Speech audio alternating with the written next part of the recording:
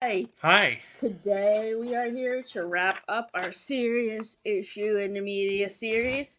But first, we have a few announcements. The first thing we wanted to talk about for our life update is that we're in a philosophy class. We're in a philosophy group with our friend Crystal, and her husband and a few of our other friends. And we have a lot of interesting discussions. We wanted to put one of the questions from our past meetings to you guys, and you can leave your answers in the comments. If you could meet other versions of yourself from alternate realities, do you think other yous would be similar or different or very different? So leave your answers to that question in the comments below. The next thing we wanted to talk about is our art show. And it's going to be on November the 8th. So it's about only 5 days from the time that we're filming this video. So in that show, Janine and I both have been doing some of our own artwork and hung on the walls. So if you have any money and want to donate and want to buy those paintings, feel free to do so. And if you cannot make it to the art show, please let us know if you would like to buy anything, and we will be sure to put it aside for you to give to you later. Um, I posted pictures of our artwork on my Instagram account a couple of hours ago, so take a look to see if there's anything you might want to buy if you cannot make the art show, but we hope that you can. It's from 5 to 7 at Double House Arts on Friday evening. The next thing I want to talk about is my radio show on WMTG. So this radio show was supposed to be on October 13th, but it had to be postponed until November 10th because I got COVID-19 that weekend. So tune in next Sunday from 5 to 6:30 p.m. on Maine Public Radio WMPG. I will be reading an excerpt from my most recent fan fiction chapter of my Matthew Perry Memorial fan fiction, Uncle Chandler, I Love You, and my friend Amelia and I will be playing songs that focus around the theme of friendship. And that radio station number is 9.9 FM for Portland, Maine. But if you are don't have that radio station in your own home, you can feel free to ask Alexa to play it for you, or you can just look online because they have a live radio on there as well. So would you like to talk a little bit about how substance use disorder is represented in Peyton Place?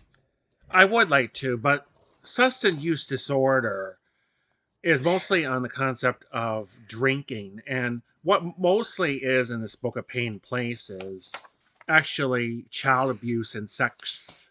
So this character I was talking about on my video that I posted solo on my site was about Lucas Cross, and he was the one who was very drunk because of lots of alcohol and was verbally and sexually abusing his stepdaughter, Selena Cross.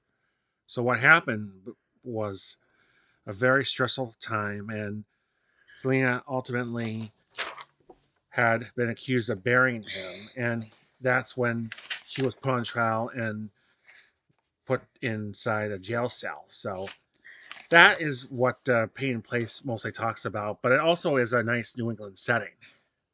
Um, what would you give Peyton Place for a rating? For rating, I would give that 3.5 stars out of 5. They say it was pretty bad when it was written at first, but it's actually feels good to me. Why does it feel good? Well, because it's that old times, and you think about people and alcohol. And I did have remember my family, my father, who had that heavy alcohol drinking. And by the way, this weekend I was at my parents' house sorting through old photos, and many of my old photos have pictures of my father, Dennis Smith, on them. So that's how I can relate. So, as far as my reading updates, I posted a video yesterday afternoon, which will be linked in the description with my November reading plans and my progress updates for this past week. As part of my nonfiction November reading schedule, I'm going to be doing a thematic focus on substance use disorder. And for this thematic focus, the following books will be reviewed, discussed. Beautiful Boy by David Schiff, Daisy Jones and the Six by Taylor Jenkins Reid, Friends, Lovers, and the Big Terrible Thing, Matthew Perry's memoir, The Shining by Stephen King, Fairy Tale by Stephen King, and Scenes from My Life, Michael K. Williams' memoir. For those of you who do not know Michael K. Williams, he was on the show The Wire. Um, so, what did you think of the Beautiful Boy movie that we watched yesterday? That Amazon Prime movie, I thought it had a good amount of activity involved with substance use disorder. Timothy Chalamet. This is the only other movie that I have seen besides Wonka. He portrayed that boy Nicholas in a pretty good manner. I was worried throughout the movie since he was using all those drugs like methamphetamines that did orders to his brain that he was going to be close to death. But thankfully, he got help and was able to climb out of it okay. And then Steve Carell, who played his father, really had all the makings of a father going through those times and trying to be so worried for his son. So, Beautiful Boy is based on a memoir of the same name by David Schiff, who is a journalist for the New York Times. He wrote this memoir about his son Nicholas's addiction, and Nick also has a memoir about addiction, which I haven't read yet, but I gave First of all, the Beautiful Boy book was recommended to me by Destiny Sidwell at What's Des Reading on Instagram, and I wanted to thank her for the recommendation. It's hard to give memoirs a subjective rating because it's another person's life, but if I could give it a star rating, it would be 4.5 stars. And the rest of my reviews related to this topic will be in my nonfiction November wrap up later this month. So today we are here to wrap up our cumulative rankings of movies, shows, and movies and TV show episodes that we've watched that focuses on serious issues in the media. We have done multiple videos talking about certain shows. So if you want to go back to our previous entertainment wrap ups where we talk about those videos, feel free to check those videos out as well as the videos about our book reviews. Today we are going to talk about 6 TV episodes or movies that we haven't, TV shows, TV show episodes, or movies that we have not reviewed in previous videos. The first movie, the first TV episode we are going to discuss today is Growing Pains Second Chance, which is season 4, episode 20. And this is the one where Matthew Perry is guest star. Matthew Perry, yes, this was one of Matthew Perry's performances before he started Chandler Bing on Friends, and he played the college boyfriend of Carol Seaver, who was played by Tracy Gold. And what did you think of Matthew Perry's performance in this episode? Well, he was a good fit for portraying the gentleman who was obviously got into an accident because of drunk driving. And it's just one of those things that they mentioned to you in driver's ed and many films when we were both in high school about what could happen if you are under the influence DUI and what that could be dangerous when you drive. At the end of the episode, they provided a statistic about drunk driving, and I would just like to say that that statistic has not changed very much since when this episode aired in 1987, and I think that says a lot No, about 1989. in 1989. The next movie we're talking about is one we just watched the other day, The Nightmare Before Christmas, which is a Halloween/Christmas movie. The serious issue that we wanted to talk about is midlife crisis. because I mean, Jack Skellington is kind of having one of those when he decides to um, steal stuff from Christmas Town and impersonate Santa. What did you think of his behavior? He was when he discovered Christmas. I think when he was trying to do was bring it to the town of Halloween Town to really see what the true meaning of Christmas is all about. But you're right. When he goes to that midlife crisis and he's stealing from Santa, then things go terribly wrong. And his girlfriend, Sally, really discovered it quite well. But midlife crisis for people, when we approach 50 years old, and Gene and I are going to be a decade until we reach that age, sometimes they do have things that they don't expect, which makes them kind of falter in midlife. And been reading two books by Sarah Dunant, and I pronounced her Durant in the previous videos, so I apologize for that. It's Dunant, Dunant. Two books from her was based on when she was going through her midlife crisis, and she took a trip to Italy, and that inspired those paintings and real life people to print her books, Birth of Venus and Company of the Curacin. Another book that is about a midlife crisis is Eat, Pray, Love by Elizabeth Gilbert, which I read in June. And that book is sort of boring, but the only parts of it that I do like are the parts that she's in Italy. And I like the movie better than the book because the movie has Julia Roberts in it. What did we give the Growing Pains episode for a rating, and what did we give the Nightmare Before Christmas? For the Growing Pains episode, I think we gave that a B plus, and same grade B plus for Nightmare Before Christmas. The next episode we wanted to talk about. Oh, I've got this one because I watched this episode. The next episode I wanted to talk about is The Morning Show. The Morning Show is a fairly new show that has Jennifer Aniston and Reese Witherspoon on it, and it focuses around a fictional news show called The Morning Show. Uh, by this fictional TV company UBA, which is in the process of being bought out by Hyperion. And something interesting I just thought about with Hyperion, that's like a subset of the HarperCollins publishing company that publishes Disney books. So I don't know if that has anything to do with Disney. I don't know if that's supposed to be a tongue-in-cheek reference to Disney and how, oh, well, this show is not on ABC, but if it was, then it would be a tongue-in-cheek reference, but it's on Apple TV Plus. So this episode of the morning show that I'm going to talk about is called Love Island, and it's about COVID-19 shutdown, which everybody can relate to because we all went through that 4 years ago.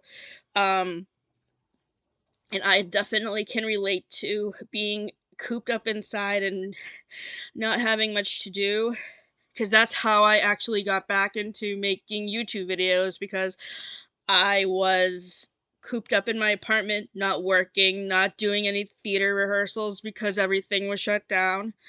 And And I that's was away from work during the shutdown too. so I gave that episode of the morning show 9 out of 10 stars on IMDb because it's very relatable and it's relatable to everybody. The next show that I wanted to talk about is the Lessons in Chemistry TV miniseries that's also on Apple TV Plus. This is based on the book by Bonnie Garmis, which was on my top 23 favorite books of 2023 last year in number four spot. So I loved this show. I thought it really captured all the aspects of the book very well. um, this book is set in the 1950s and 1960s, around a time of the civil rights movement, and that's one of the scenes that I like the best, other than the scenes where Elizabeth Zott is doing a Supper at Six TV show, because we all learned about the civil rights movement and Martin Luther King Jr. when we were in school, so it was pretty relevant to stuff that I used to learn about when I was in school. And Brie Larson was cast excellently as Elizabeth Zott. So what Uh, did you rate that? I have rated Lessons in Chemistry 8 out of 10 stars on Goodreads. I mean on IMDb. The next movie that we're going to talk about is Numb by Matthew Perry, which we watched earlier this year. Um, so, um, the topic that we are going to talk about for this movie, for serious issues in the media, is coping mechanisms for anxiety. So, this movie focuses around the main character, Hudson Milbank, who has anxiety. And this makes sense because Matthew Perry suffered from anxiety and depression. Um, and Hudson is a playwright, so that's how I can relate to his character the most, because he's a playwright and also he has anxiety. Mm-hmm. I'm a writer and I have anxiety. So, as an offset of his anxiety, Hudson has depersonalization disorder, which means he has a lot of outer body experiences. And this movie was educational in the sense that I didn't know about depersonalization, so I had to Google it while I was watching the movie because I had never heard anything about it. This was one of Matthew Perry's best movie performances besides Fool's Rush In, and um, um, the Ron Clark story. And I think that he basically was able to draw from his personal experience playing this character because of the fact that he had anxiety. How do you think you can relate to how he can you I mean I don't deal with depersonalization, but I do have anxiety. How do you cope with your anxiety? My way when I cope with my anxiety is whether I have a fear of being around people or something else is I just try to let it go and listen to some music, and I try to think of a nice, pretty location. And then I also distract myself by either a nice game or video. For me, how I cope with my anxiety is read a book, distance myself from using social media, because sometimes honestly social media makes me anxious because of all the hackers that I've been dealing with since I've been dealing with the Matthew Perry hackers since last summer when I was trying to interview him about Friends, Lovers, and a Big Terrible Thing. And yeah, like Matt said, playing a game, watching a movie, watching a YouTube video, or working on book reviews. The final Matthew Perry movie we wanted to talk about today is Fool's Rush In, which is my favorite Matthew Perry movie. And both of us have watched it 3 times now. Um, so there's a couple of issues that are focused on in this movie. One thing that's mentioned is religion, because when the two families are together at 4th of July, Isabel's and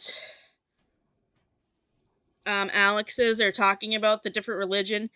Alex Whitman is Protestant and The, Isabel is Catholic. right. Now, growing up Catholic, I can relate to Isabel. I don't really practice Catholicism as much as I did when I was younger. We go to the Unitarian Universalist Church, which is down the street from our house.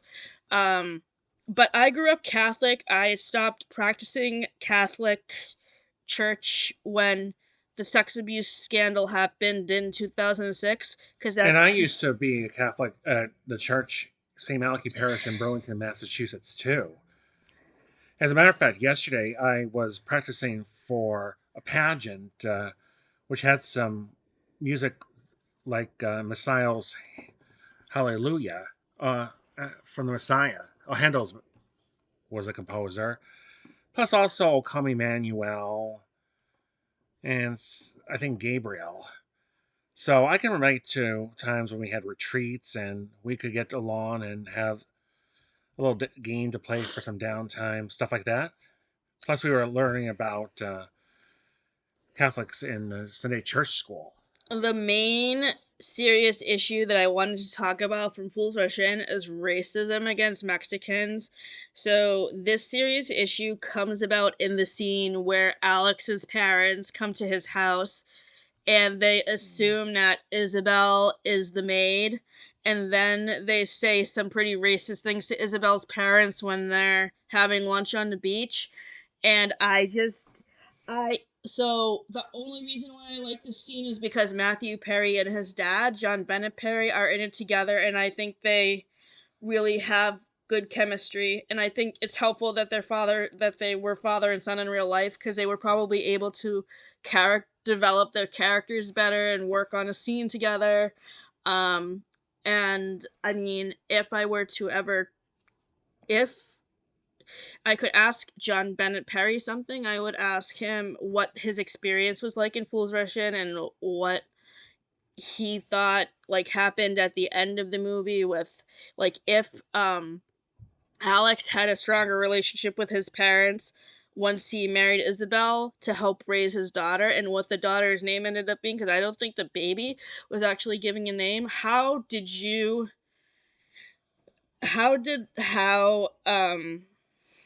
Alex's parents react toward Isabel? Well, I thought at first the way that Isabel was talking about her Catholic, maybe it was Alex's parents who didn't understand at first, and maybe they thought maybe they had rushed into their marriage. So it was just a confusing look on their faces to me. Well, we're not talking about religion, we're talking about racism. Well, I'm saying that's a confusing look, and when they fight about it with Isabel's parents, then yeah, that seems like it goes a little bit out of reach when you just get to know them. So I think that that whole issue could have been solved easily if Alex had just communicated with his parents and told them that he had a new girlfriend, so that way his parents didn't jump to the automatic conclusion that Isabel was the maid. Mm-hmm. So I think the people who wrote the movie could have done handle this a lot better by actually having Alex communicate with his parents, because he actually assumed that they were away on vacation and that they were going to be away for like 3 months, but then they surprised him and came back early from their trip. So Isabel actually gets in a fight with Alex about the lack of communication with his parents, and her anger is very well warranted, because I totally agreed with what she said about how he should have communicated with his parents better. And And this sometimes is a good lesson for you both, for us in this matter, because sometimes we don't communicate as well as we should either. But sometimes it just takes one to really stand up, and the other to follow along what to say to make things work. yeah, and after watching this movie 3 times, I can say that Alex and Isabel really do not have the best communication, and a lot of issues in this movie could have been solved a whole lot better if they had just communicated better. And if this movie had ever had a sequel, I would hope that they would go to couples counseling to work out their issues, and I would have liked to see them raise their daughter. So, Exactly. um, So that will wrap up for the serious issues. so our next video will be out later this month, around Thanksgiving time, like probably the weekend before Thanksgiving on the 24th, and we will be doing the first part of our fall entertainment wrap up, where we will be doing entertainment comparison of Amherst PTA Little Mermaid versus MCTP Little Mermaid.